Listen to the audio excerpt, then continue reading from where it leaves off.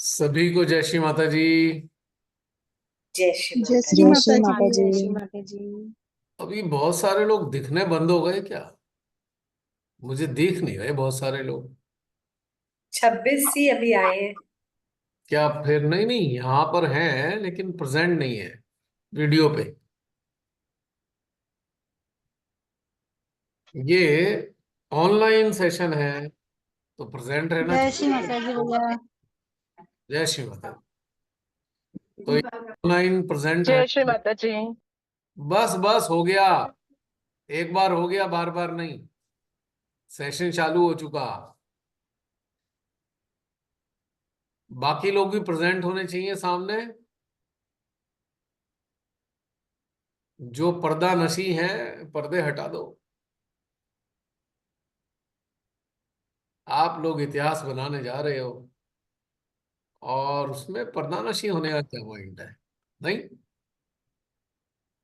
आने वाला समय कहेगा कि वाकई एक शिमाताई ने एक ऐसी व्यवस्था कर दी जिससे कहीं भी कैसे भी किसी भी स्थिति में साधक हो, कैसी भी चीजें चल रही हो, कोई ना कोई सॉल्यूशन है इस कलेक्टिव में। समझ रहे हैं आप कितनी बड़ी बात है ये? यानी कि एक साधक के जीवन के चारों तरफ घटित होने वाला घटनाक्रम और साधना और उत्क्रांति की प्रक्रिया तीनों साथ साथ चल रहे हैं। और उस दौरान जो भी घटित हो रहा है वो इस कलेक्टिव में उपलब्ध है। यानी कि सबके अपने अपने अनुभव मौजूद हैं। हर परिस्थिति स्थिति, भीतर की हो या बाहर की, सारी चीजें यहाँ उपस्थित हैं। भला ऐसा कहाँ मिलने वाला है आपको? पूरे विश्व में ये सब कुछ कहीं नहीं मिलने वाला। आप लोगों को तो गौरवान्वित होना चाहिए कि आप इसके हिस्से हो चुके हो। लोग कहते हैं वही चेहरा भूल जाता है। अगर नेट की दुनिया बची रही, ध्यान से सुनना मैं क्या कह रहा हूं, अगर ये नेट की दुनिया बची रही तो आपके चेहरे भी हमेशा याद किए जाएंगे। क्योंकि पता नहीं, कोलैप्स भी हो सकती है पूरी नेट की दुनिया, यूट्यूब की दुनिया, मालूम नहीं कुछ भी। अगर ये बचा रहा तो समझो क्या घटित हो रहा है। जैसे आपने सुना है कि वो जीसस के 12 फॉलोअर्स हुआ करते थे, जीसस के। सुना है? हाँ जी। और उनकी कुछ ना कुछ अपनी अनुभूतियां भी रही हैं तो आप उसको जानते हो। तो सब लोग आने वाले समय में ये कहेंगे ये श्री माँ की सामूहिकता का ग्रुप है। और यहाँ जो घटनाक्रम घटित हो रहा है ये मानव जीवन के आसपास का ही घटनाक्रम होता है, जिससे साधना में साध बता गया बता गया बता गया बता गया। कौन बोल रहा है भाई ये? ये लता दीदी। है? लता दीदी बोल रही है? पता नहीं क्या कर रही है। I don't know. रमनी दीदी बताएंगी थोड़ा। ये कहाँ से आ गई बात? I don't know. मैं इतनी नहीं बढ़िया मुझे बात नहीं। बताने जा रहा था और यहाँ सारी गड़बड़ हो गई। क्या बता रहा था मैं, मिस हो गया। इतिहास इंटरनेट का बनाने बता। जा रहे हैं और फिर वो जीसस क्राइस्ट के जो डिसाइपल्स थे। हाँ, मैं ये कह रहा था कि सब लोग आने वाले समय में याद करेंगे कि भाई ये देखो, श्री माता जी के फॉलोअर्स थे और उनका एक ग्रुप था। और इस सामूहिकता में आपको साधक साधिका के हर प्रश्न के उत्तर मौजूद हैं। हर कंफ्यूजन का सॉल्यूशन यहाँ मिलता है। क्या ये कम बात है? तो इसलिए प्रेजेंट होना जरूरी है, प्रेजेंट होना चाहिए। देखो, अगर हमारे अंदर अभी भी कोई बहुत बड़ी समस्या है तो बात अलग है। अगर हमारे अंदर अभी भी ये फीलिंग है टेक इट ग्रांटेड वाली, तो मैं समझता हूं कि फिर इसमें शामिल होने का कोई बेनिफिट नहीं है, भीड़ बढ़ाने का कोई फायदा नहीं है यहाँ पर। अगर हम ये सोचते हैं, टेक इट ग्रांटेड, बस शामिल हो जाते हैं, बस अवेलेबल है और ये हो जाएगा फायदा, वो फायदा हो जाएगा, तो फिर यहाँ शामिल होना बिल्कुल बेकार। फिर तो ये भीड़ बन जाएगा, भीड़ का पॉइंट बेकार हो जाता है। आप जानते ही हैं कि भीड़ से किसी को कोई फायदा नहीं होता, कभी भी नहीं होता कोई फायदा भीड़ से। क्यों? भीड़ तो बस भीड़ ही होती है, उसका क्या बेनिफिट है भीड़ का? कम से कम फिर ये अच्छा सा महसूस नहीं होगा कि अरे बहुत से कुछ ये भी कहें ये सामूहिकता भी भीड़ ही साबित हुई क्या? सुनना चाहेंगे ये शब्द? अरे ये सामूहिकता भी भीड़ है और सामूहिकताओं की तरह। Would you like to hear this thing? यकीनन नहीं। तो फिर सीरियस होना जरूरी है। समस्या कुछ नहीं है, आनंद सब चीज का लेना है, पर अपनी उत्क्रांति के प्रति बेहद गंभीर होना चाहिए, क्योंकि ये गंभीर विषय है। इसलिए ये अंतिम अवसर है। गंभीर इसीलिए है क्योंकि ये अंतिम अवसर है। अंतिम अवसर, समझ लीजिए इस बात को। और जो इसको नहीं समझेगा फिर वो बहुत परेशानी में आएगा। और जब सांसें छूट रही होंगी तो बहुत अफसोस हो रहा होगा कि हमने इतना सुंदर अवसर व्यर्थ कर दिया, वेस्ट कर दिया एकदम। अब बहुत से लोग हमेशा ये देखते हैं कि जो बाहर का जीवन है, जो बाहर प्रत्यक्ष दिखाई देता है, अरे वो बहुत इंपॉर्टेंट है और उसके लिए ही सब कुछ करना है, ये करेंगे वो करेंगे वो करेंगे। और ये बाहर का जीवन एक सपने की तरह समाप्त हो जाता है। अचानक आंख खुलती है, थोड़ी सी स्मृतियां रहती है सपने की, लेकिन कहते हैं अरे ये तो सपना था। फिर अफसोस होता है कि अरे ये तो वेस्ट हो गया हमारा जीवन, हमने इसे सोने में ही व्यर्थ कर दिया। सोने से मतलब आंतरिक रूप से सोए रहे, जागे ही नहीं। तो बेहद कीमती जीवन है ये, और ये पल तो बहुत कीमती हैं। धीरे धीरे आप इस बात को समझते भी होंगे कि कितने कीमती पल हैं ये। अब आप देखिए कि आपके भीतर में आंतरिक लड़ाइयां होती रही हैं, किस चीज को लेकर? जीवन का घटनाक्रम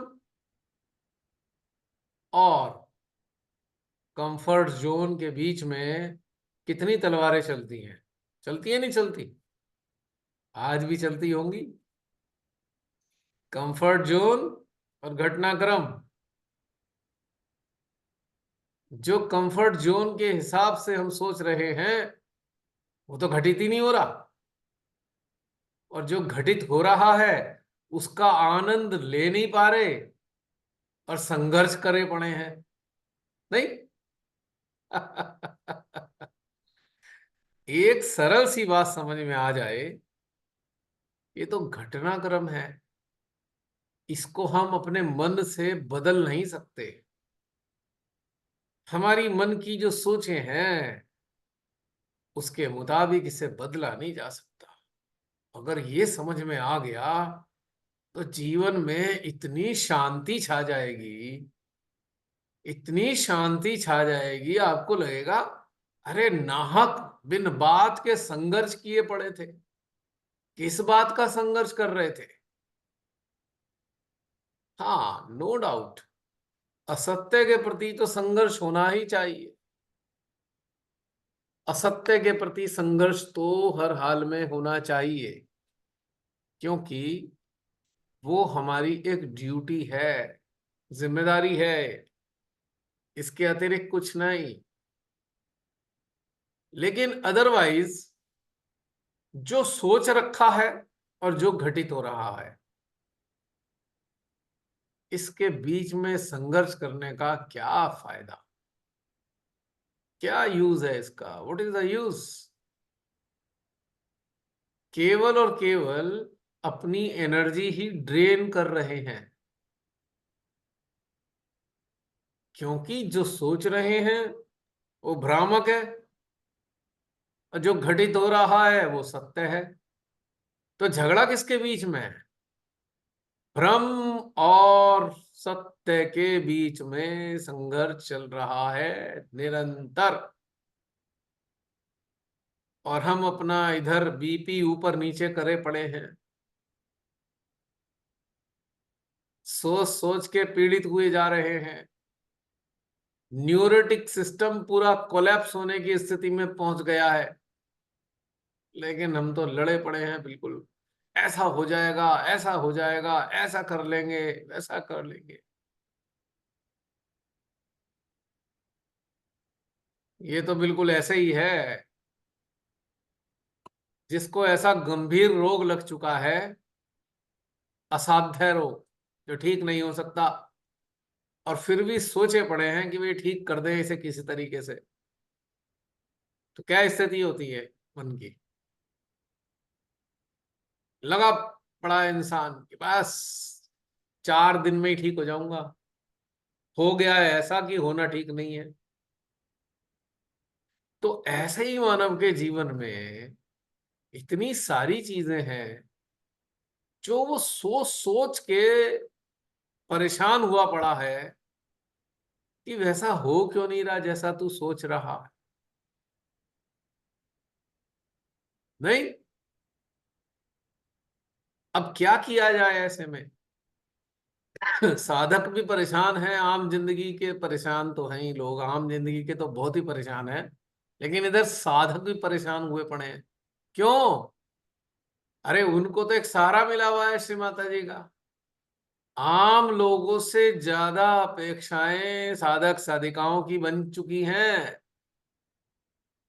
आम इंसान तो फिर भी कहेगा भगवान देख ले तेरी मर्जी है, लेकिन साधक साधिका तो कहेंगे श्री माता जी आप हमारी माँ हो, ये तो होना ही चाहिए। हम तो ध्यान करते हैं, माँ ऐसा तो होना ही चाहिए। करते हैं ना साधक साधिका। जैसे एक वीआईपी नहीं होते हैं कि भैया उनका खास ख्याल रखा जाएगा, तो जैसे पूरा अधिकार होता है ना वीआईपी को कि भाई उस वाले रास्ते पे कोई और नहीं जा सकता, आम लोगों के लिए वीआईपी वाला पाथ बंद है, ओनली फॉर वीआईपीज। तो हम लोग ये बस सोच के बैठ जाते हैं अरे हम तो शिव माता जी की संतान है, हमको तो ये सब मिलना ही चाहिए, और नहीं मिल रहा तो क्या कोई निगेटिविटी आके घुस गई है जो हमें वो नहीं लेने दे रही जो हमें लेना था? और बस शुरू हो जाते हैं जूता पट्टी भी कर और ये भी कर और वो भी कर, बस किसी तरह वो मिल जाए। कोई बाधा है इसलिए नहीं मिल रहा सब कुछ। होता है ना ऐसा अक्सर। कितनी कठिन समस्या है साधक साधिकाओं के जीवन में, तो बड़ी मुसीबत आ गई। और इधर हमने बड़ी बड़ी तारीफ कर रखी है इस रास्ते की आम लोगों के सामने। आम लोग भी ऐसे देख रहे हैं, अच्छा ऐसा कैसे हो गया, तुम लोग तो साधना से जुड़े हो। अब उन्हें कैसे बताएं भाई? कुछ कर नहीं सकते हम, लेकिन कह नहीं सकते, इज्जत चली जाएगी। क्योंकि हमने तो ये कह रखा था कि बस सब ठीक हो जाता है आ जाओ। अब वो जो आए नहीं, हमारी तरफ ऐसे टकटकी लगा कर देख रहे हैं कि तुम्हारी स्थिति तो ठीक नहीं हो रही, एक के बाद एक खराब हो ही जा रही है, या इतना संघर्ष है आपके जीवन में, इससे तो हम ही अच्छे हैं। होता है ऐसी समस्या, एक और नया संघर्ष। अब उनका सामना कैसे करें? क्यों सहजी बंदियों, जो यूट्यूब पे सुन रहे हो ये बात, है ना ऐसा ही कुछ? कितना बड़ा संघर्ष चल रहा होगा ना अंदर। सच्चाई क्या है? कोई नेगेटिविटी वगैरह कुछ नहीं है भाई। जो मिलना है मिल जाएगा अपने समय पर, नहीं मिलना होगा नहीं मिलेगा। श्री माता जी के चरणों में आने का एक ही मकसद है, अपेक्षाओं का ह्रास होना, इच्छाओं का ह्रास होना, और ये समझ में आ जाना कि ह्रास होने के उपरांत ही तो आनंद है। जब तक अपेक्षाओं और इच्छाओं की दुधारी तलवारें हमारी चेतना की गर्दन पे लटकी रहेंगी, तब तक कैसे चैन आएगा? जब अपेक्षाएं खत्म और इच्छाएं खत्म, या नगण्य हो जाना, एक समाधान आ जाना, अरे माँ जो कर रही है ठीक ही कर रही है हमारे जीवन में, ये समाधान, यही होना था जो हो रहा है। आया समाधान। अब ना अपेक्षा रही ना इच्छा रही, अब आ गई शांति, अब आ गया चैन जिंदगी में। तो ये होना है बस, बाकी कुछ नहीं होना होना, ये समझ लीजिए। विकार की अपेक्षा लेके अपने समय को क्यों व्यर्थ करना है? It is all useless. संसारिक स्तर पे जो मिलना था मिल ही जाता, बशर्ते मनुष्य ईमानदार होना चाहिए। अगर ऑनेस्टी नहीं है तो समझ लीजिए जो मिलना था वो नहीं मिलेगा। कुछ भी कर लो नहीं मिलेगा। ऑनेस्टी जो हमारी संपत्ति है, जो पूर्व जीवन से हम लेके आए हैं, डिसऑनेस्टी उसको मिलने में सबसे बड़ी बाधा बन जाती है। पूर्व जीवन से जो लेके आए हैं उसकी एक शर्त है, इस जीवन में ईमानदारी से अपना जीवन यापन करना होगा। अगर ये शर्त फुलफिल करी तो पिछले जीवन से जो हम लेके आए हैं वो इस जीवन में 100% मिलेगा, और इस जीवन में जो ईमानदारी से काम किया है उसका भी प्रतिफल मिलेगा। दोबारा रिपीट करने चाहता हूं, एक बारीक सी बात समझने के लिए है। फेट कैसे बनता है, भाग्य कैसे बनता है? भाग्य, भाग्य बनाने के लिए 3 चीजों की आवश्यकता है संसारिक स्तर पे। मैं आध्यात्मिक बातें बाद में बताऊंगा, क्योंकि सबकी गोटियां संसार की ही फंसी होती हैं, चाहे वो साधना से जुड़े हो चाहे वो ना जुड़े हो, संसारिक गोटियां ही फंसी हुई हैं सबकी। उलझने हैं, बहुत बुरी तरीके से फंसे पड़े हैं। तो आज आप समझ जाएंगे भाग्य कैसे बनता है। अब वर्तमान जीवन को ही लेके चलेंगे। वर्तमान जीवन में अपना धनार्जन करने के लिए 3 चीजों का इनपुट होना चाहिए, ईमानदारी, लगन, और ईमानदारी, लगन और मेहनत। 3 चीजें यदि आपके पास हैं तो आप अपना भाग्य का निर्माण कर रहे हैं। ये तो वर्तमान का हो गया।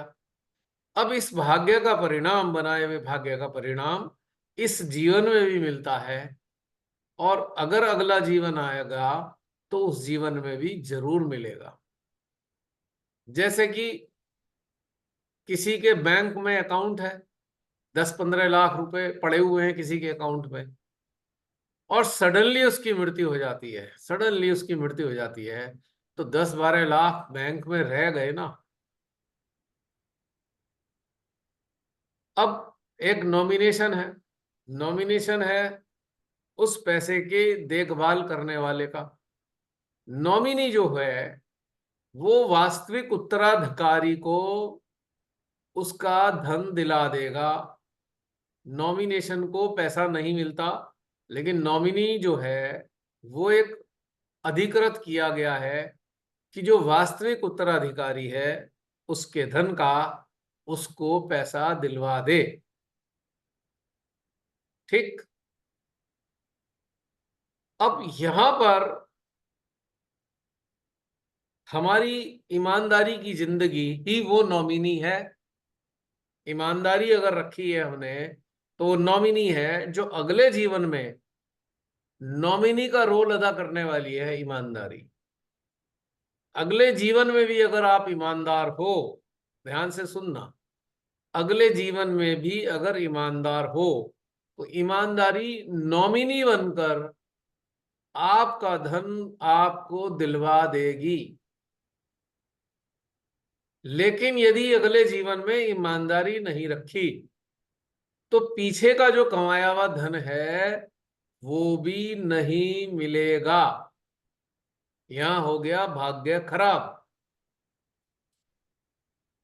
जैसे कि जन्म पत्री में किसी बच्चे का जन्म होता है तो जन्म पत्री कोई देखता है, कहता है अरे साहब क्या किस्मत है इस बच्चे की, इसको तो बहुत कुछ मिलने वाला है, ये तो अपने साथ लेके आया है।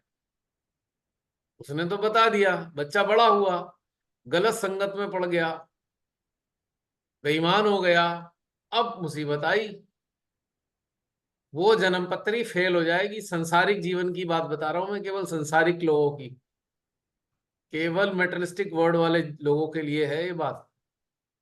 अब वो जन्म पत्री फेल हो जाएगी। क्यों? वो बेईमान हो गया है।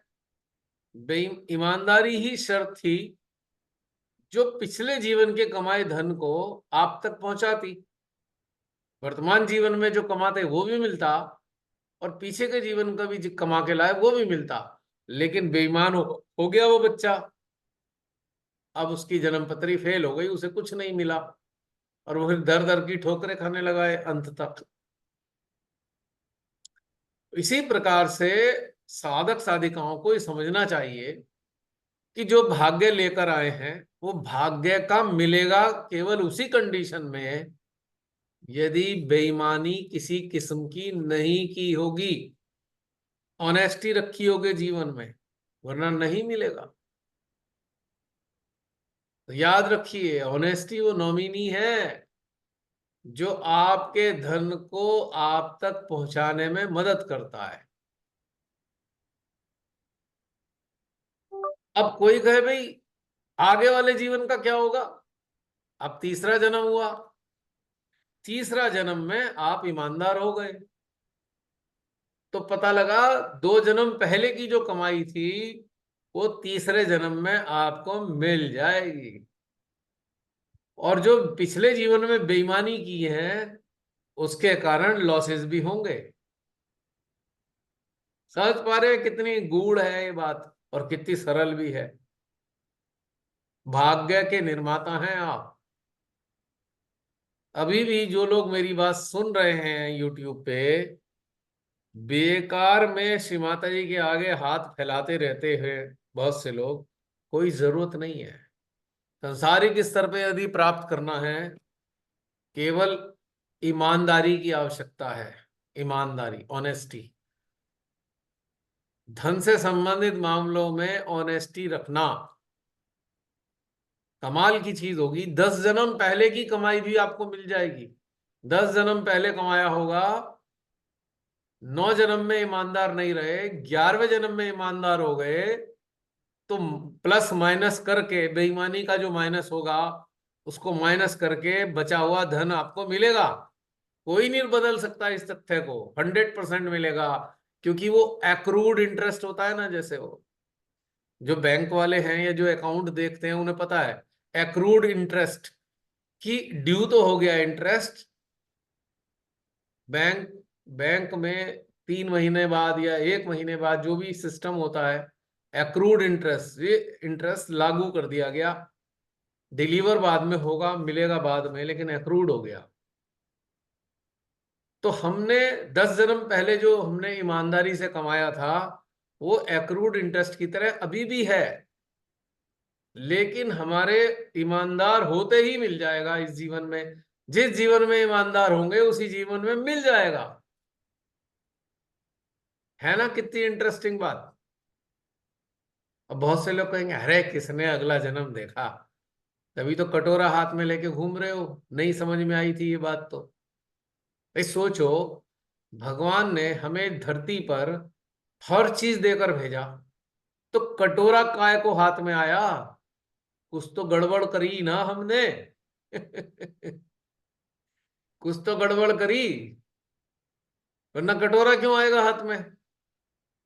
कुबेर से तो आशीर्वादित, लक्ष्मी से तो आशीर्वादित, तो फिर भी कटोरा क्यों हाथ में है?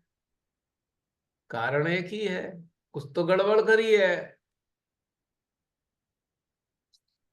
है ना कितनी रहस्य की बात।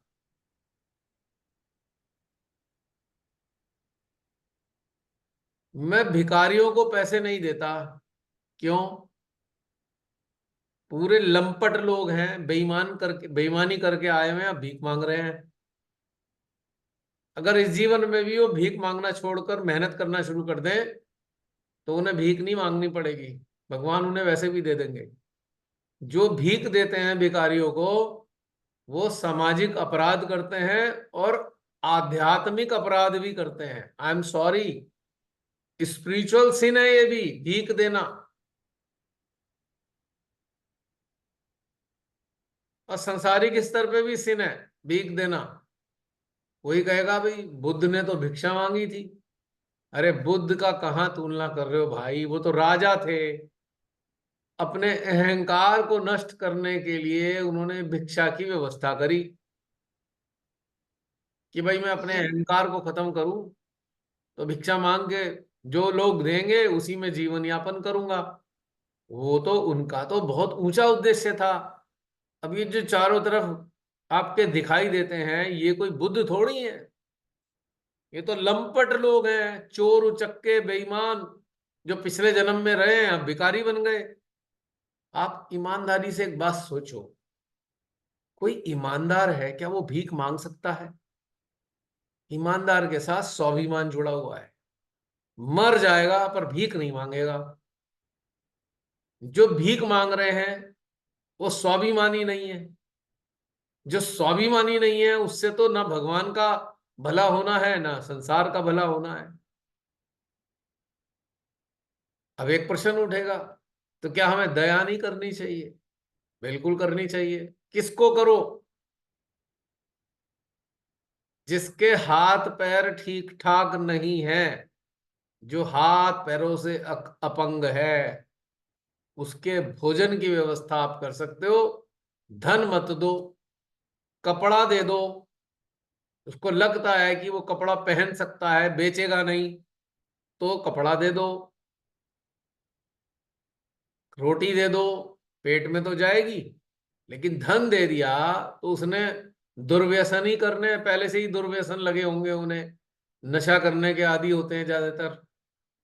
और तो और आजकल तो इंजेक्शन ही लगाने लगे हो ड्रग्स के। कई रिक्शा वालों को मैंने देखा है, जब अंधेरा सा होने लगता है तो जगह जगह दुकानों के बाहर, जब बंद हो जाती है दुकानें, उनके बाहर बैठे हुए मिलते हैं और इंजेक्शन लगा रहे होते हैं, या वो सस्ते नशे कर रहे होते हैं। तो पैसा दिया आपने, उन्होंने नशा कर लिया, तो फायदा क्या हुआ आपके देने का? और आप भी उस पाप के भागीदार बन गए। आप भी उस पाप के भागीदार हो जो पाप वो कर रहे हैं, क्योंकि अगर आपने ना दिया होता तो ये सब ड्रग्स वगैरह नहीं ले रहे होते, ऐसी गंदी चीजें नहीं खा रहे होते। तो भाग्य का निर्माता और भाग्य का विधाता स्वयं मानव है, क्योंकि हर चीज को देके भेजा गया है उसे। किसी के आश्रय की उसे जरूरत नहीं है। और खास तौर से सहजी ऐसे, आजकल वो मेरे पिछली बार आई थी ना, कि कोई किसी ने पैसे ले लिए, पता लग गया उसका। सीमा शर्मा और सुषमा शर्मा, दो बहनें हैं ये, इलाहाबाद की हैं। आर्थिक रूप से विपन्न हैं, बुरी स्थिति वाली हैं। तो पता लगा उसकी माँ जो है बहुत बीमार हो गई थी। उसने किसी सहजी से पैसे ले लिए। पैसे ले लिए, उसने दे दिए, पर उन्हें रिटर्न करने चाहिए थे। चाहे 200-200 रुपए 100-100 रुपए करके दे देते, लेकिन उनकी नीयत डोल गई। जहां तक मैं समझता हूँ 1 साल से पैसे नहीं लौटाए, तो इसलिए फेसबुक पे सारा घटनाक्रम बना। क्योंकि अगर वो जेन्यून रूप से सहजी होती, मतलब ही नहीं उठता मांगने का, सवाल ही नहीं उठता मांगने का, इम्पॉसिबल। तो सहजी नहीं है। सहज का चद्दर ओढ़ने से कोई सहजी नहीं हो जाता। सहजी का मतलब होता है स्वाभिमानी, आत्मसम्मानी। और शिमाताई से जुड़ा है तो वो किसी और से कैसे मांग सकता है? अगर माँ ने कहा है बेटा भूखा रहे तो भूखा रह लेगा, माँ ने खिलाना होगा तो खा लेगा, लेकिन मांग कैसे सकता है वो? मांगने का तो कोई प्रश्न ही नहीं उठता, क्योंकि वो सहजी नहीं है। होती तो ना मांगती। ये कोई धर्मार्थ ट्रस्ट नहीं है, जैसे ट्रस्ट होते हैं, दान कर दो, ये कर दो, वो कर दो, कुछ नहीं, सब बेकार बातें हैं। सहज योगी अगर श्रीमाता ने बताया है तो ऐसी अस्तित्व हैं जो ट्रांजैक्शन फ्री है, लेन देन से मुक्त जीवात्माएं हैं। लेन देन बढ़ाकर फिर क्यों आफत मोल लेनी है अपने गले में? हाँ, वो बात अलग है, कोई वात्सल्य से आपको कुछ दे देता है, वो मांगने की श्रेणी में नहीं आता, एक वात्सल्य है। श्री माता जी ने भी कहा है कि आप प्रेम से किसी को कोई छोटा मोटा गिफ्ट दे सकते हो। वो इसलिए नहीं कि गिफ्ट ने, गिफ्ट की वैल्यू नहीं है, उसके उसके जरिए एक प्रेम और वात्सल्य का आदान प्रदान है। लेकिन वो छोटे मोटे हो, ये भी एक जरूरी चीज है। कोई मान लो अपने हाथ से एक सुंदर सा कार्ड बना के ले आया, बहुत बढ़िया गिफ्ट है। कोई अगर आप वात्सल्य से, जैसे कहते हैं ना कि एक बच्चा समझकर किसी को, आपको कोई उसको जरूरत है, जैसे बच्चे को कह देते हैं अच्छा बेटा ये ले ले तेरे काम आएगी चीज। अब जैसे बच्चे जब बड़े हो रहे होते हैं, उनका बर्थडे होता है, तो बर्थडे में जो गिफ्ट आते हैं अगर आप देखो, तो ज्यादातर बच्चों के आवश्यकताओं की चीजें होती हैं जो उनको चाहिए।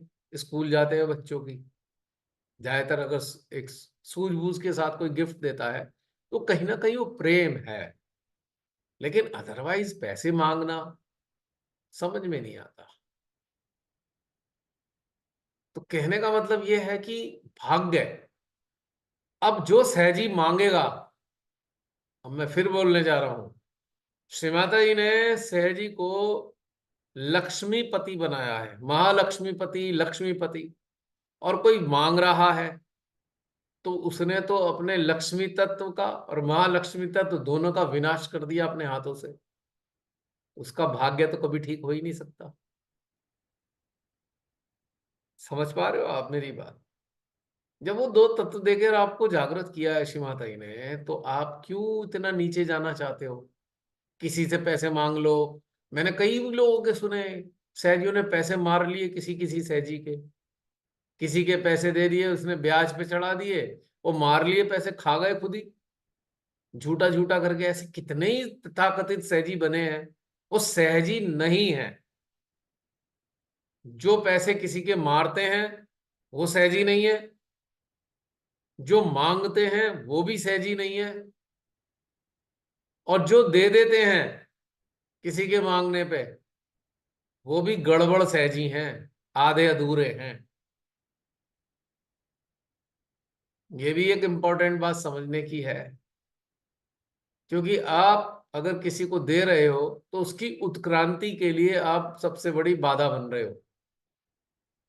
उसकी उत्क्रांति उसकी आंतरिक चिंतन से आनी थी। अगर बहुत क्राइसिस हैं भी, तो वो क्राइसिस उसकी उत्क्रांति में सहायक होंगी। आपने एक इजी रास्ता बना दिया उसका, तो आपने तो उसे बेकार कर दिया। वो अपने भाग्य का निर्माता कैसे होगा? उसका लक्ष्मी तत्व खराब हो गया। लक्ष्मी तत्व अच्छा होता है यदि आप चेतना के कार्य के लिए खर्चा करते हो। चेतना के कार्य के लिए आप जागृति के लिए जाते हो, कहीं जागृति देने के लिए जाते हो, खर्चा करते हो, डीजल में खर्चा करते हो, पेट्रोल में करते हो, अपने होटल बुक कराने में करते हो, वो सब चेतना के कार्य हैं। वो सदुपयोग है लक्ष्मी तत्व का, और उससे लक्ष्मी तत्व जागृत होता है भीतर में। लेकिन अगर किसी से मांगना है या किसी से लेना है या देना है, तीनों ही कंडीशन में लक्ष्मी तत्व खराब हो रहा है, क्योंकि उत्क्रांति की बाधा है ये वाली चीजें आपको कहाँ संस्था में तो बताने से रहे। क्योंकि वही वही मांगते रहते हैं, आपको क्या बताएंगे। अभी देखा है वहां भैया कितने चल रहे हैं निर्मल धाम में। मैंने बहुत पहले कहा था गड़बड़ होगी, आने वाले टाइम में सब जगह गड़बड़ होगी। सब जगह होगी गड़बड़ जहां भी ये इस तरीके की संस्थाएं चल रही हैं, क्योंकि दुरुपयोग है। अब जरूरत नहीं रही थी, अब क्यों इकट्ठा कर रहे हो पैसे। केवल मेंटेनेंस तक रहना चाहिए था, एक समाधि है उसकी मेंटेनेंस तक रहते तो ठीक रहता। कमाई करने लग रहे हो तो फिर मुसीबतें तो आएंगी, 100% आएंगी। क्योंकि शिमाते ने कमाई करने के लिए नहीं दिया है ये रास्ता, गवाई करने के लिए दिया है। गंवाना है, कमाना नहीं है। गंवाने आए हैं हम, इसमें पुनर्जागृत किए गए हैं। आ गया। काफी सारे माइक ऑन है, काफी सारे माइक ऑन है, सब लोग ऑफ कर लें। जसलीन कर देना जरा अपने हैंडल का इस्तेमाल करके। तो हालत देखी आपने, शुरू हो गई समस्याएं, जगह जगह होंगी संस्थाओं में। हिसाब मांगेगी सरकार, कितने की बिल्डिंग बनी, कितने का ये हुआ, कितना पैसा खर्च हुआ, कितना आ रहा है। गंभीर समस्याएं खड़ी होंगी, कॉम्प्लिकेशन। याद कीजिए श्रीमाता जी कुछ शब्द उन्होंने कहा था, आने वाले समय में बहुत बड़ी बड़ी पूजाएं नहीं होंगी, छोटे छोटे स्तर पे लोग पूजा करेंगे आपस में बैठकर। जो भी करेंगे सामूहिकता छोटी होगी। वहीं की तरफ जा रहे हैं धीरे धीरे करके।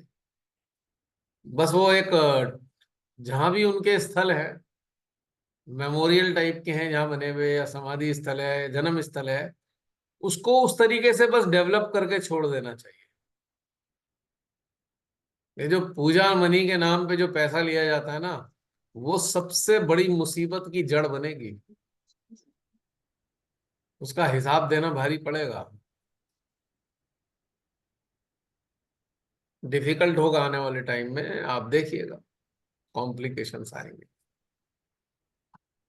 अब जैसे आप सब हैं, अब आप देखिए कि आप लोग अपने भीतर में जा रहे हैं। ठीक है, सामूहिकता होती है, हम लोग मिल जाते हैं आपस में, भीतर में जाते हैं, आंतरिक रूप से उन्नत होते हैं।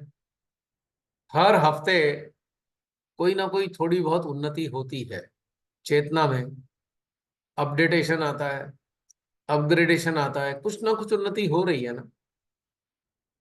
लेकिन अगर आप संस्थाओं के स्तर पे देखिए, संस्था के स्तर पे जो कार्य चल रहा है या जो भी चलता है, क्या वहां चेतना उन्नत हो पा रही है। आप लोग भी जाते होंगे, आप खुद देख के आइए, क्या चेतना उन्नति की कोई व्यवस्था है वहां पे। मैं ये नहीं कह रहा कि हम हमारी स्पेशल है, नहीं। एक सरल सी बात है कि अगर 1970 में एक प्लेटफॉर्म श्रीमाता ने दिया, 1970 से, वो किस लिए दिया था, कि चेतना उन्नत हो। क्या गौर कीजिए कि चेतना उन्नत हो रही है आज की तारीख में। जो भी सेंटर्स हैं, गौर करके देखो, तो आपको उसका उद्देश्य समझ में आएगा कि भाई उद्देश्य तो विफल हो गया। सामूहिकता तो है, पर सामूहिकता में चेतना का विकास कहाँ हो पा रहा है। चेतना किसी और चीज में अटकी हुई जा रही है, किसी और चीज में लगे पड़े हैं। धीरे धीरे जो सेंटर का पर्पस था वो डाइवर्ट हो गया है। किधर, स्टेज शो, डांस के शो, भजन के शो। अरे ठीक है, कभी कभार भजन होना, लेकिन अब बाकायदा क्लासेस लगना। भाई लोग ट्रेनिंग ले रहे हैं भजनों की, लोग डांस करना चाहते हैं स्टेज पे। तो क्या मतलब हो गया इसका, पॉइंट क्या है इसका।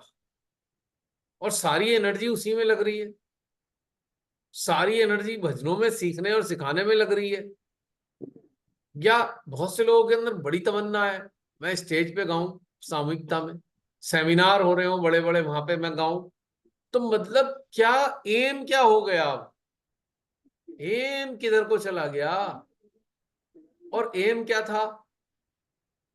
कनेक्टेड स्टेट में अपने अंदर उतर के अपने एक्सप्लोरेशन करना। वो कहाँ है आज की तारीख में सामूहिकता में? बताओ। कोई आज तक आपने सुना सेमिनार में किसी ने अपने ध्यान के, गहन ध्यान के अनुभव बताए हो? सिवाय ये करने के कि भैया अनुभव में क्या बताते हैं, नौकरी लग गई मेरी, मैं चोट लगने से बच गई, ये लाभ हो गया वो लाभ हो गया। किसी ने आंतरिक अनुभव बताते हैं कोई ध्यान के? तो चेतना का सामूहिक रूप से विकास कैसे होगा? बल्कि एक भगदड़ सी मची हुई है। काय की भगदड़? पूजा है, पूजा है, पूजा है, पूजा है, उसके लिए पैसा इकट्ठा करो। पैसा इकट्ठा हो गया, अब स्टेज शो करो, स्टेज बनाओ, ये करो वो करो। अब ये सब हो गया, अब उसके बाद अगली पूजा की तैयारी करो, फिर वैसा ही करो, फिर ऐसी भीड़ जुटाओ, फिर फोटो खिंचाओ। मतलब कुल मिला के यही होता आ रहा है लगातार, अगर आप गौर करेंगे। 365 में दिन में कि 2 दिन भी निकाले कि भाई आंतरिक गहनता के लिए सेंटर्स में 2 दिन निकाले जाएं। 365 दिनों की बात कर रहा हूं मैं। चलो हम वीकली भी कहें तो 50 हफ्ते होते हैं, 50 वीक्स होते हैं। 50 में से 2 वीक, 3 वीक, 4 वीक कोई ऐसी व्यवस्था हो सकती है कि आज गहनता में उतरने के लिए हमें वहां बैठेंगे? मतलब क्या बेनिफिट हो रहा है इस चीज का? तो ये बात समझने की है कि सामूहिकता में उन्नति कहाँ से होनी है। सामूहिकता, अगर श्रीमाता ने सामूहिकता की बात करी थी तो वो उसका पर्पस यही तो था कि जो साधक साधिका हैं उनकी चेतना में विकास हो। पर हम तो एक भगदड़ में ही लगे हुए हैं। आप देखो, भगदड़ ही भगदड़ सी मची रहती है कहीं ना कहीं। इतनी सारी पूजा होती है, सारी एनर्जी, सारा धन पूजा और हवन इसकी मैनेजमेंट में ही जाया जा रहा है। और कितना लोग एकाग्र होकर उन्नति की तरफ जाते होंगे मुझे तो समझ में आता नहीं। देखिए, कई बार मेरा जाना हुआ तो, पर मैं हमेशा, मेरा एक क्वेश्चन रहा कि भाई इससे उन्नति कैसे होगी? हाउ? सीमाता ही ने तो सरल चीज बताई थी कि भाई मेरे कैसेट लगाओ, मेरी वीडियो चलाओ, मेरी वाणी सुनाओ, और मेडिटेटिव स्टेट में साधक साधिका मेरी वाणी के साथ जो ऊर्जा उनके अंदर उतर रही है वो एब्जॉर्ब करेंगे। लेकिन हमने उसको, ऊर्जा को एब्जॉर्ब करना सेंटर्स में तो बताया ही नहीं कभी। हमने कहा बस सुन लो, श्रीमाता का लेक्चर सुन लो। अब माइंड सुन रहा है, माइंड के पास माइंड के पास पहले से ही लेक्चर मौजूद है। समझना, बहुत इंपॉर्टेंट बात बता रहा हूं। हमारे माइंड ने पहले ही वो लेक्चर सुनकर स्टोर कर रखा है। सेम लेक्चर दोबारा लगा दिया। अब माइंड रिजेक्ट कर रहा है उसको, लेक्चर को ले नहीं रहा माइंड, क्योंकि डेटा ऑलरेडी है। दोबारा कैसे लेगा? Mind is just like C drive, mind is just like computer. एक कंप्यूटर में सेम चीज पड़ी हुई है, आप दोबारा डाल के दिखा दो उस चीज को, वो कहेगा या तो पहली वाली डिलीट कर दूं, रिप्लेस कर दूं क्या? कंप्यूटर कहता है ना, अगर ये वाली लेनी है तो पहले वाली को डिलीट कर दूं। बेचारा माइंड के साथ यही दुर्घटना होती है। माइंड के साथ क्या होती है, तथाकथित उस सहजी के साथ दुर्घटना होती है कि वो सुनकर वो डेटा ले नहीं रहा माइंड, और उस आवाज के साथ में जो एनर्जी है, उस एनर्जी को एब्जॉर्ब करने का हमने अभ्यास किया नहीं। तो लेक्चर सुनना तो विफल हो गया। केवल हमारा माइंड एक लाइब्रेरी बनकर रह गया, लाइब्रेरी। जो एनर्जी अपग्रेड करती हमें वो तो हमने एब्जॉर्व की नहीं। जो एनर्जी माँ की बातों के मंतव्य को आपको समझाती, एनर्जी ही वो कैपेबिलिटी देती है माँ क्या कह रही है उसे आत्मसात करने की। वो एनर्जी तो हम ग्रहण कर ही नहीं रहे, और ना ही कोई बता रहा है कि बस इस एनर्जी को ग्रहण करो, शब्दों में ज्यादा उलझो मत। तो क्या हुआ, सबके माइंड में श्री माता जी के लेक्चर की लाइब्रेरी खुल गई है।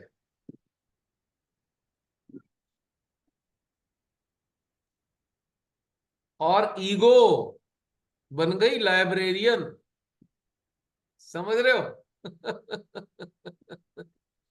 लाइब्रेरी तो माँ के लेक्चर की है, और लाइब्रेरियन कौन है इसका? Ego is the librarian of this library. देखो कैसे काट के आएगा वो, एकदम कटकने को बन जाएगा, काट के काटेगा एकदम। आपने कुछ अपना अनुभव बता दिया, खट कटकना सा होके काट देगा आपकी बात वो, क्योंकि वो ईगो काटने को दौड़ रही है। तो उसके पास स्टोर है ना पूरा। जैसे लाइब्रेरियन को पता है 50,000 किताबें हैं यहाँ पे, वो कहेगा हमारी लाइब्रेरी बहुत बड़ी है भाई, 50,000 बुक्स हैं इसमें। तो माइंड लाइब्रेरी बन गए, ईगो लाइब्रेरियन बन गई। हो गई ना दुर्घटना साधक साधिका के साथ में। और ये चीज होने पर गर्व महसूस करते हैं कि हमारा माइंड लाइब्रेरी है, तो हमारे गर्व होना चाहिए। पर एब्जॉर्ब तो कुछ हुआ नहीं। एक चैलेंज के साथ बता रहा हूं मैं, कोई भी एक लेक्चर एब्जॉर्ब कर ले, उसे कर्मकांड करने की जरूरत नहीं पड़ेगी सहज के। एक ही लेक्चर शिव माता जी का आप एब्जॉर्ब कर लीजिए, 1 घंटा, आधा घंटा, 1.5 घंटे का कोई भी लेक्चर उठाइए, उसकी एनर्जी को एब्जॉर्ब कर लीजिए। शर्त लगा रहा हूं, कोई सहज का कर्मकांड नहीं करने का। वो इतना फुली अवेयर हो जाएगा, इक्विप्ड हो जाएगा केवल एक लेक्चर से। अगर उसकी लेक्चर की एनर्जी को एब्जॉर्ब कर लिया है तो ये एक इंटरेस्टिंग बात है बहुत ही। अब हम कहते हैं ये भैया सुन लिया, वो सुन लिया, वो सुन लिया। हम कुछ नहीं कर रहे, हम लाइब्रेरी बना रहे हैं बस। और उसी लाइब्रेरी में से कंटेंट निकालते हैं, स्टेज पे खड़े होके वो उगल देते हैं, वोमिट करते हैं उसके। It is just like vomiting. सबसे पूछो भैया आपने क्या पाया, तो कुछ नहीं, लाइब्रेरी है बस सबके पास। जितने महान दिखाई देते हैं, बड़े बड़े ऐसा बोल दिया, लाइब्रेरी होल्डर है वो, ज्यादातर लाइब्रेरी होल्डर है, अनुभूतियों का अता पता नहीं है। और माँ के लेक्चर को एब्जॉर्ब करके अगर कुछ पा लिया हो तो वो तो बहुत मुश्किल दिखाई देता है मेरे को। इसका प्रमाण यही है कि सेंटर्स वैसे के वैसे ही चल रहे हैं जैसे चलते आ रहे थे। सबसे बड़ा प्रूफ है ये कि पाया नहीं है। पाया होता ना तो बदलता सिस्टम, कोई ना कोई व्यवस्था करता। एक कोऑर्डिनेटर अगर उसने थोड़ा सा पा लिया होता, वो कहता नहीं नहीं, हमेशा ऐसा नहीं करेंगे, महीने में एक दिन ऐसा निकालेंगे, उस दिन कुछ और करेंगे और रूटीन वाला काम नहीं करेंगे एक दिन। या चलो हफ्ते में अगर अल्टर नहीं कर रहे, चलो 4 हफ्ते तो छोड़ दो, किसी भी एक दिन हम अदर देन दैट डे जो फिक्स है, किसी भी एक दिन इकट्ठे होंगे, अब हम अलग तरीके से कुछ अलग करेंगे। ये होता, मंकी कॉपी नहीं होती, पूरे वर्ल्ड में मंकी कॉपी होती है। Monkey copy in whole world. सोचो कितनी गंभीर समस्या है। तो ग्रोथ कैसे होगी, कहां से होगी ग्रोथ, कौन करेगा ग्रोथ? ना करवाने वाले दिखाई दे रहे, ना करने वाले दिख रहे। बस एक होड़ है, मां की शरण में आ जाओ समस्याएं ठीक हो जाएंगी।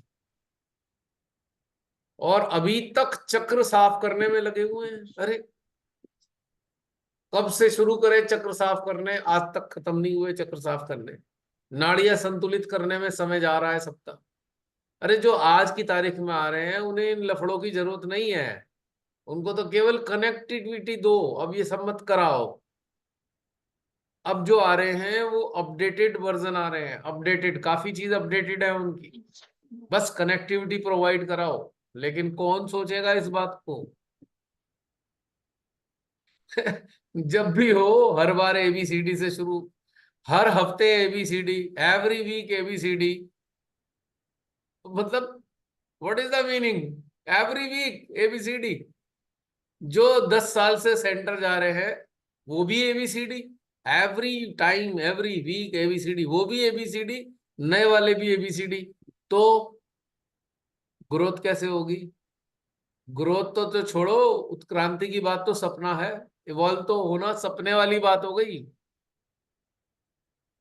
जैसे एक फिक्शस होता है ना, नॉवल होता है, फिक्शन होता है, हम नोवेल पढ़ते हैं, फिक्शन है। तो ऐसी स्थिति में इवॉल्व होना तो फिक्शस है। कहाँ से इवॉल्व होना है? तो सुन लिया बस इवॉल्व होता है, शब्द सुना हुआ है, होना तो है नहीं। कौन करेगा ये? जो जागेगा वही करेगा ये काम। उसको ही कष्ट होगा, अरे सेंटर्स में यार हर बार एक ही चीज हो रही है, चलो कुछ नया करते हैं, चलो कुछ ध्यान की गहनता में उतरते हैं। अब वो पिछले दिनों देखा मैंने, वो डीप मेडिटेशन के नाम पे क्या हो रहा है,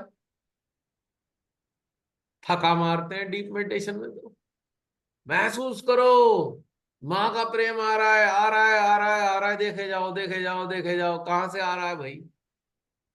एक बार कर लेगा कोई डीप मेडिटेशन के नाम पे, 25 बार भी होगा तो 25 बार सेम वही कैसेट चलेगा। देखो माँ के चरणों से आ रहा है, यहाँ से आ रहा है, वहां से आ रहा है। अरे भाई, मतलब उसे बदल तो दो थोड़ा, डायरेक्शन तो बदल दो थोड़ा। मतलब नाम रख दिया डीप मेडिटेशन, कहानी फिर वही है, कैसेट ही चलना है उसका भी, जैसे पहले चल रहा था वही कैसेट चल जाता है। न सेटअप बदला, न शब्द बदले, सब कुछ डीप मेडिटेशन के नाम पे, गाइडेड मेडिटेशन का नाम पे एग्जैक्टली वही वही वही, repetition repetition repetition. And repetition is the trait of आज्ञा। आज्ञा में कोई है तो उसका ट्रेट रिपीटेशन है, because data is already saved. एक बटन दबता है, कैसेट चल जाती है, वही हर बार वही चलती है, हर बार वही चलती है, हर बार वही चलती है। कोई मटेरियल चेंज नहीं होता, आज्ञा से आ रहा है केवल। और अगर आज्ञा इन्वॉल्व नहीं है, हर बार नई फ्रेग्रेंस होगी। आप लोग तो इस चीज को महसूस कर चुके होंगे। अभी हमारे जूम के 513 वीडियो पब्लिश हुए हैं, 513, आपने देखा होगा। उनमें से कोई भी दो निकाल लो, कोई भी दो 513 में, क्या उनके मटेरियल कंटेंट्स एक से हैं?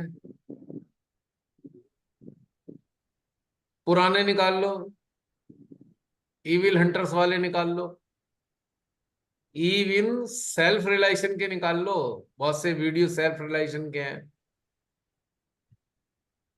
यानी कि जो थीम है, थीम हर वीडियो की एक थीम अलग होगी, क्योंकि आज्ञा से परे से आ रहा, बियॉन्ड आज्ञा। लेकिन सामूहिक स्तर पे ग्रोथ ना होने का कितना बड़ा रीजन है सेंटर्स के अंदर, और पूरा प्रोटोकॉल है, ये है फलाना ढिमाका, सेंटर आओ, सेंटर आओ, सेंटर आओ। आ गए, क्या खिलाने वाले हो आज? मैं कचौड़ी और पूरी की बात नहीं कर रहा हूँ, सोल। आप अवेयरनेस को क्या खिलाने वाले हो? अवेयरनेस खाएगी कुछ, क्या देने वाले हो अवेयरनेस को सेंटर में, बताओ? सेंटर चलाने वालों, अगर ये बात मेरी आप तक पहुंच रही है तो जरा सा चिंतन करके तो देखो, हर बार क्या खिलाते हो साधकों को, उनकी चेतनाओं को क्या खिलाते हो? वही परमानेंट आलू पूरी, सब्जी भी नहीं बदलती, सब कुछ वही का वही, वही का वही, वही का वही, वही का वही। तो चिंतन करने की जरूरत है। क्या इससे ग्रोथ हो जाएगी? आप हवन देख लो, वही का वही चल रहा है, सब कुछ वैसा का वैसा ही। बिल्कुल एक प्रोटोटाइप, एक सेट थ्योरी, एक सेट सिस्टम, सब कुछ सेट। इस सारे सेट सिस्टम ने संस्थाधारियों को भी सेट कर दिया। अब वो एक भी इधर से उधर नहीं होते हैं, वही बुरी हालत है। दुर्भाग्य की बात है ये। श्रीमाता ने क्या स्वप्न देखा था और उस सपन का क्या कचरा बनाया है, वही भाई गॉड, हैरानी होती है बहुत ही। अब तो ये धर्म में परिवर्तित हो गया, सहज धर्म। और धर्म के 36 प्रोटोकॉल हैं, do as do dos and don'ts है, बस खत्म।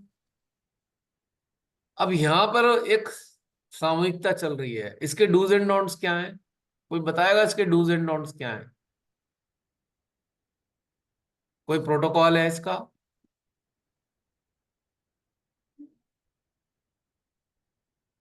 डूज एंड डोंट्स, ये करना है ये नहीं करना है, एक कंप्लीट फ्रीडम है ना, फ्रीडम ऑफ एक्सप्रेशन। आपके अंदर जो आ रहा है एक्सप्रेस करते हो, और उस एक्सप्रेशन का बेनिफिट कितने सहजीवियों को होता है। तो ये बहुत गंभीर विषय है, बहुत कम समय है, इवॉल्व होने का समय बचा नहीं है। जो लोग इवॉल्व अभी तक नहीं हुए हैं, बड़े दुख के साथ मेरे को कहना पड़ रहा है कि आगे इवॉल्व नहीं होंगे, जो अभी तक इस स्टेज में इवॉल्व नहीं है। एक टाइम दिया था श्री माता जी ने इवॉल्व होने का, एक ग्रेस पीरियड दिया था। जानते हो कौन सा पीरियड था वो? बता सकते हो आप लोग? कोरोना का। यस, वो कोरोना ग्रेस पीरियड था। जैसे एलआईसी की आप एंडोमेंट होती है ना, एलआईसी की पॉलिसी होती है, उसकी प्रीमियम जाता है सालाना। मान लीजिए आपने फरवरी में एक एलआईसी ली है, तो एक डेट फिक्स होगी, मान लीजिए 25 फरवरी को एक डेट हो गई। उसका 21 दिन का ग्रेस पीरियड, पहले 28 दिन की था, ये साहब सत्ता में आए, इन्होंने 21 दिन कर दिया ग्रेस। 7 दिन इसके भी घटा दिए। हर एक जगह से लूटना ही है ना, ताकि वो पेनल्टी देगा। तो ग्रेस पीरियड 21 दिन का होता है। तो कोरोना काल ग्रेस पीरियड था चेतनाओं के इवॉल्व होने के लिए। अब तो वो निकल गया। 2 साल का ग्रेस पीरियड था, 2 इयर्स का। सोचो, वो निकाल दिया बहुत से लोगों ने। अब हो नहीं सकते इवॉल्व, लेकिन कम से कम अपग्रेड तो कर सकते हो। अब इस काल में जो इवॉल्व नहीं होने के रास्ते पे चले, इवोल्यूशन के पाथ पर जो नहीं आए, बहुत दुर्गति होने वाली है शरीर छोड़ने के बाद में। तो कम से कम दुर्गति ना हो, इसके लिए तो अपडेट और अपग्रेड हो जाओ। इवॉल्व तो नहीं हो पाओगे, पक्की बात है, इवॉल्व नहीं हो सकते अब, निकल गया है पीरियड वो। लेकिन कम से कम अपडेट और अपग्रेड तो हो जाओ, कि जब जीवात्मा शरीर त्यागे तो चेतना इतनी अच्छी अवस्था में हो कि कोई अटैचमेंट ना रह जाए तब तक। वरना वो भटकती फिरेगी चेतनाएं, धक्के खाती फिरेंगी चेतनाएं जगह जगह। जीवात्मा को, सोल को बहुत कष्ट होगा। सोल को लगेगा इतने जन्म जन्मांतर से साथ देती आ रही हूं, अब तो मेरे लिए भी पूरी तरह नर्क बना दिया है इस मानव ने। ये तो चिंतन करने की जरूरत है ना, इतना तो कर ही सकते हो ना। क्योंकि इवॉल्व होने के लिए बहुत साधना की जरूरत पड़ती, बहुत मेहनत करनी पड़ती। और वो 2 साल का पीरियड इतना शानदार था कि सामूहिकता बाहरी रूप से आपको अटेंड ही नहीं करनी है, पूरा फोकस अपने ऊपर ही करना है, अपने अंदर ही। निकाल दिया वो समय जिन लोगों ने, उनकी उनकी चेतना उत्क्रांतित नहीं हो सकती, गारंटी से बता रहा हूं। लेकिन इतना कर सकते हैं कि कम से कम कम से कम अपने अवेयरनेस में वो चीजें डाल दें जिससे मरते समय तक डिटैचमेंट जनरेट हो जाए। इतना तो कर ही सकते हो। अब अंतर क्या है दोनों में? कोई कहेगा क्या अंतर है, उत्क्रांतित होके भी तो यही होना है। नहीं, बहुत बड़ा अंतर है। जो उत्क्रांति की तरफ चल दिए या उत्क्रांतित हो रहे हैं, वो इस सृष्टि को चलाने में परमेश्वरी की मदद करने जा रहे हैं। शरीर त्यागने के बाद उनकी चेतनाएं इस सृष्टि के चलाने में मदद करने वालों में से होंगी, जो मां आदि शक्ति के समझ लीजिए हाथ होंगे। ये डिफरेंस है। और जो मृत्यु तक मुक्त अवस्था में पहुंच गए हैं, वो उनके बेनिफिशरीज हो सकते हैं, और वो पार्ट एंड पार्सल नहीं होंगे मां आदि शक्ति के। बेनिफिशरीज में और पार्ट एंड पार्सल में बहुत बड़ा अंतर है। यानी कि लाभार्थी तो होंगे पर पार्ट एंड पार्सल नहीं होंगे मां आदि शक्ति के। जो सृष्टि के संचालन की टीम में शामिल नहीं होंगे, मां आदि शक्ति के टीम के हिस्से नहीं बनेंगे। लेकिन जो उत्क्रांतित हो चुके होंगे वो टीम के हिस्से होंगे। So there is a great difference. अगर कोई उस टीम का हिस्सा है तो वो है जो श्रीमाता ने कहा था ना, you all are above angels. देवी देवताओं से भी उच्च अवस्था का स्थान है ये। देवी देवता तो किसी एक चीज के लिए एक्सपर्ट हैं, लेकिन उत्क्रांतित मानव की चेतना जैक ऑफ ऑल ट्रेड है, ऑल इन ऑल है, कहीं भी फिट कर दो। There is a great difference. मान लीजिए हनुमान जी हैं, उनके खास ट्रेड्स हैं, सुनिश्चित ट्रेड्स होंगे, 2 4 6 8। श्री गणेश जी हैं, उनके भी कुछ खास होंगे। लेकिन जो उत्क्रांतित होंगे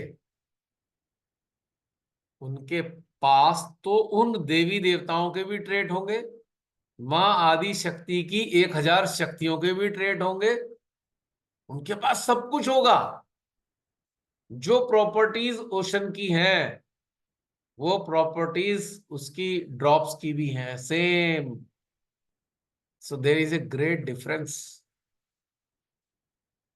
कुछ मजा सा आ रहा है ना ये सुन के? हाँ, पार्ट एंड पार्सल होंगे हम, बेनिफिशरीज नहीं होंगे। अंतर है स्पष्ट।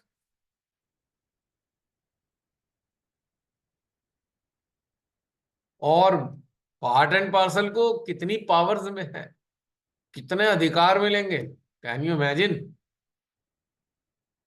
सबसे बड़ा अधिकार तो इंडिपेंडेंस का है कि उत्क्रांतित जो चेतनाएं होंगी वो अपनी स्वेच्छा से स्वतंत्रता के साथ कोई भी निर्णय लेने चलेंगी, तो सारे देवी देवता उनकी मदद करेंगे, उनके निर्णयों में हेल्प कर रहे होंगे।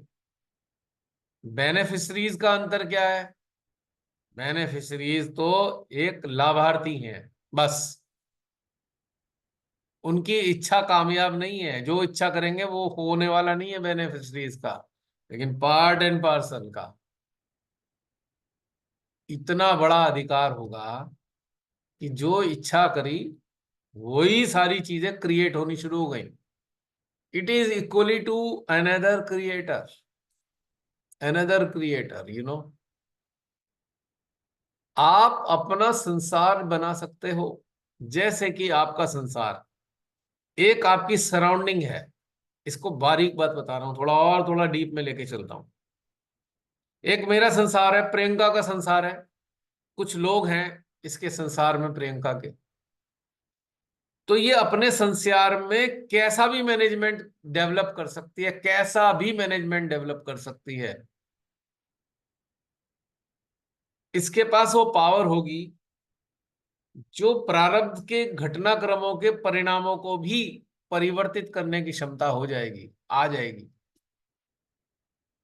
क्योंकि सेम आदि शक्ति वाली प्रॉपर्टीज मिल रही है ना।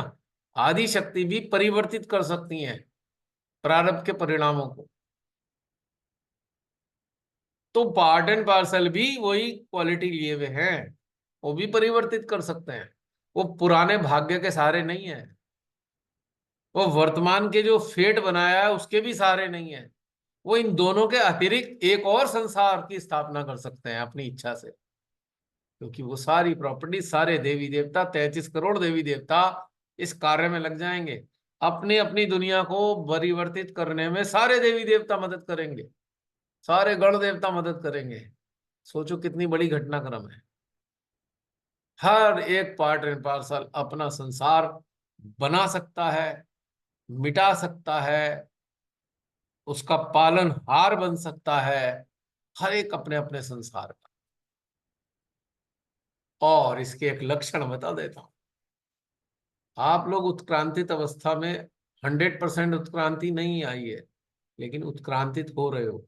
जरा नजर तो घुमाओ अपनी दुनिया में, जैसा चाहते हो वैसा ही हो रहा है ना आपके चारों तरफ। जरा देखो तो सही, जरा नजर नजर फेर कर तो देखो। कुछ कुछ तो वैसा ही होने लगा जैसे चाहते थे। हो रहा है ना। हमने नहीं करना काम, हमें नौकरी नहीं करनी, मिल रही है ना रोटी। क्या होगा काम गड़बड़। ये एक बहुत बड़ा घटनाक्रम पार्ट एंड पार्सल बनने में और लाभार्थी बनने में। अब हमारे देश के लाभार्थी कौन है? 5 किलो राशन वाले हैं। उनमें शामिल होना चाहते हो क्या? या किसान बनना चाहते हो, जो चाहे उगा दें, हमारी मर्जी, हमारा खेत, हम गेहूं बोए, गन्ना बोए, दालें बोए, हमारी मर्जी, और हमारे अपने रेट। हम तो नहीं देते, अपनी मर्जी से देंगे। डिफरेंस समझ में आ रहा है पार्ट एंड पार्सल में और लाभार्थियों में? लाभार्थी का तो फिक्स है, चलो 5 किलो राशन मिलेगा। कोई कह रहा था 10 किलो भी मिल जाएगा, बस खत्म। पर यहां तो आप प्रोड्यूसर हो। एक एक कोरिलेट किया है एग्जाम्पल मैंने, पर यहां तो आप प्रोड्यूसर बन गए। आप अपनी दुनिया में कैसे भी घुमा सकते हो, कैसा भी बना सकते हो संसार को, और वैसे ही आपका संसार हो जाएगा, गारंटी से बता रहा हूं मैं आपको। क्योंकि वो सारी पावर्स लग गई वैसा बनाने में। हाँ, एक बात सच है, उत्क्रांतित होने के बाद कोई आप नकारात्मक इच्छा तो रख नहीं सकते। इतनी तो अंडरस्टैंडिंग और समाधान डेवलप हो चुका होगा कि कोई उल्टी सीधी इच्छा तो करनी ही नहीं। जो करोगे मानवता के हित के लिए करोगे, तो सारी शक्तियां लग जाएंगी आपके साथ में। आपने कहा भाई मुझे तो बिल्कुल पीसफुल वातावरण चाहिए घर के अंदर, जहां 25 लोग रहते हैं। हो गया वैसा धीरे धीरे। बाकी भले ही उनके लिए पीसफुल नहीं है, हमारे लिए तो पीसफुल हो गया। अब हम प्रारब्ध के कठपुतली नहीं रहे। We are not the puppets of प्रारब्धा। We are creating our own world. We are not लाचार मजबूर कि नहीं ऐसा किया था वैसा झेलना पड़ेगा। No no no no. Being a part and parcel, you can create anything. विश्वास, कनेक्टिविटी, इच्छा शक्ति। प्योर डिजायर का मतलब होता है the desire which belongs to humanity is called pure desire. Pure desire का मेरी नजर में ये मतलब है। Pure desire means pro humanity, pro nature, pro God. This is called pure desire. It has been categorized in 3 forms, जो मैंने अभी बोली। आज जो भी लोग कनेक्टेड हो, उत्क्रांति की तरफ चल रहे हो, आत्मचिंतन करते हो, अपनी सारी चीजों को बैलेंस कर रहे हो धीरे धीरे, आप गौर करके देखेंगे आपका संसार बदल रहा है। वैसा नहीं रहा जो जैसे 5 साल पहले था। या ये कहूं, अब आपकी चलती है, लोगों की नहीं चलती आपके ऊपर। ये डिफरेंस आ गया है। तो क्यों हुआ ऐसे? संसार बदल दिया ना, क्रिएट किया ना आपने एक नया संसार।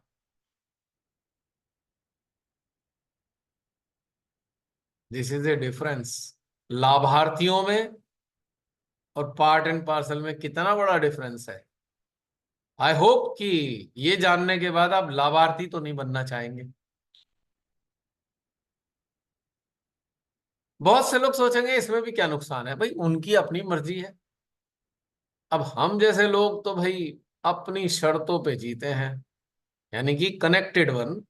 द पार्ट एंड पार्सल है अपनी शर्तें, मतलब जो अंदर से हृदय कहता है वो जीते हैं और वैसे ही चलाते हैं जीवन को, और वैसा ही चलता है जीवन। आता भी कोई आड़े नहीं है। मेरा तो अपना जीवन को देखा मैंने, जैसा जीवन था सारा बदल गया, टोटल चेंज हो गया है। मतलब इतना बड़ा चेंज तो किसी एक जीवन में आ ही नहीं सकता। मैं कई बार कहता हूं ना, लोग कहते हैं यार बड़े दुख है, मैं सोचता हूँ ढूंढ ढूंढ के थक गया, दुख है कहाँ को, कौन सी जगह दुख है, मुझे तो दिख ही नहीं रहा अभी तक, आज तक दिखता ही नहीं दुख। हाँ, मानवता की चीत्कार सुनाई देती है, जो पीड़ित है मानवता। पर अगर मैं अपनी पर्सनल बात करूं तो मुझे तो अपना दुख दिखता ही नहीं। शरीर बीमार हो जाता है तो भी उसका दुख नहीं दिखता। जैसे कहता हूं तू देख, मेरी हेडेक नहीं है, ए शरीर, this is your problem, this is not my problem. और मन, वो तो बेचारा अब रहा ही नहीं, उसका तो इंतकाल हो गया मन का। मन तो गुजर गया बेचारा, अब है ही नहीं, इंतकाल हो गया उसका। और वास्तव में आप में से बहुत से लोग बदल रहे हैं अपना जीवन। Every day you are changing your life, you are changing your world, I know. But आप फोकस नहीं करते, एक्नॉलेज नहीं करते, तभी आपको समझ में आता है। अब प्राची को देखो, घर में चलेगी तो इसी की, चाहे हो जाए इधर से उधर दुनिया, है ना प्राची? ऐसा भी नहीं कि जबरदस्ती कोई चला रहा है, डंडे के जोर पे नहीं चलाने की जरूरत होती, शांति से काफी है, अपने आप ही चेंज हो जाता। और ये प्राप्ति तो रुपिंदर को भी हुई है। पहले जमाने में कुछ और होता था रुपिंदर के अंदर, आज कुछ और होता है। मैं जो थोड़ा थोड़ा जानता हूं, मैं जिनके बारे में बता सकता हूँ, बहुत कुछ बदल रहा है।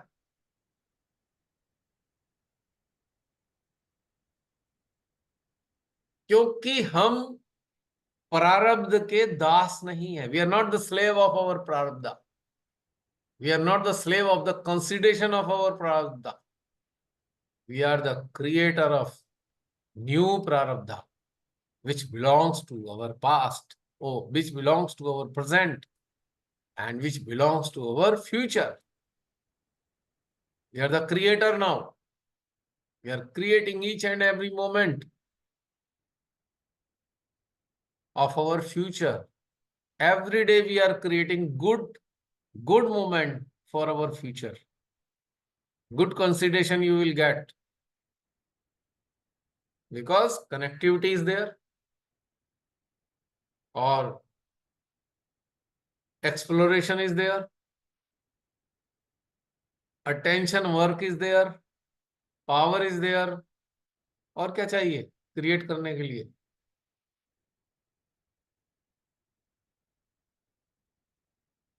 एक चीज एलिमिनेट करनी होगी, हाय हमारी किस्मत, ये शब्द तो हमारे मुंह पे आना ही नहीं चाहिए। हमारी किस्मत हम बना रहे हैं अपनी। गुजरे जमाने की बात हो गई, जब हम अपनी पुरानी किस्मत के हिसाब से चलते थे। आज तो हमारी किस्मत डेली के बेसिस पे चल रही है। रोज कुआं खोदना, रोज पानी पीना। अब बासी पानी नहीं चाहिए, डेली की डेली चल रहा है, नया का नया, फ्रेशनेस। और आप इसका प्रमाण एक और है। आप देखेंगे कि आपके अंदर संवेदनाएं संसारिकता के प्रति घटती जा रही हैं, संसारिकता के प्रति घट रही हैं, मानवता के प्रति बढ़ रही हैं। अपोजिट हो रहा है ये। सांसारिकता का मतलब जितना भी ये टेंट्रम है, संसारिक वर्ल्डली अफेयर्स, संवेदनाएं घट रही हैं। अरे छोड़ो यार, कहाँ जर करना है उसमें, कहाँ अटकना उसमें। अच्छा भाई, जो जैसा रह रहा रहने दो, हमें कुछ नहीं करना। यहां तक की छोटी छोटी बात बता रहा हूं। अगर